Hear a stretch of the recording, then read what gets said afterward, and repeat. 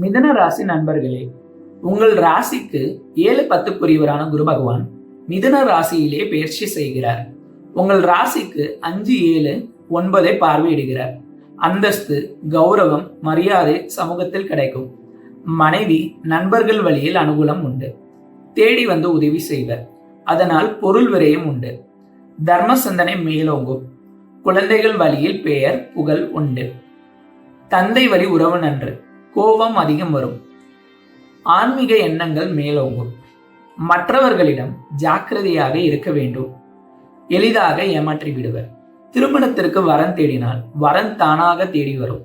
தந்தை, குழந்தைகள், மனைவி வழியில் செலவுகள் உண்டு. குரு பகவான் மே 14 முதல் ஜூன் 14 வரை மிருகசீரிஷ நட்சத்திரத்தில் சஞ்சரிப்பார். ஜூன் 6 வரை கணவன் மனைவி சண்டை, நண்பர்களுடன் கருத்து வேறுபாடு, கூட்டு தொழில் விரயம் உண்டு. உடல் நலத்தில் கவனம் தேவை. தலைப்பகுதியில் காயம் படாமல் பார்த்துக் கொள்ள வேண்டும். கோபத்தை கட்டுக்குள் வைக்க வேண்டும். வீண் பிரச்சனைகள் தேடி வரும். கோபத்தில் வார்த்தைகள் கவனமாக பயன்படுத்த வேண்டும். ஜூன் 14 இருந்து ஆகஸ்ட் 13 வரை திருவாதிரை நட்சத்திரத்தில் குரு பகவான் சஞ்சரிப்பார். இன்ப சுற்றுலா செல்ல வாய்ப்பு உண்டு. வெளிநாடு செல்ல வாய்ப்பு பிரகாசமாக இருக்கும். நாத்திக சிந்தனைகள் மேலோங்கும். உயர்கல்வி படிக்கலாம். உறவினர் வழியில் மனக்கசப்பு உண்டு.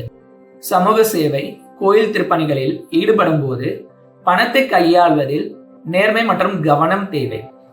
பொருளாதார வரவு உண்டு. இந்த காலத்தில் ஆகஸ்ட் 13 இருந்து அக்டோபர் 18 வரை குரு பகவான் புனர்பூச நட்சத்திரத்தில் சஞ்சரிப்பார். இந்த காலகட்டத்தில் மனைவி வழி உறவு சிறப்பாக இருக்கும். இருந்தாலும் சற்று கவனம் தேவை. வெளியுலக நட்புகள் விரிவடையும். கூட்டு தொழில் கூடாது. பொருள் விரயம் உண்டு.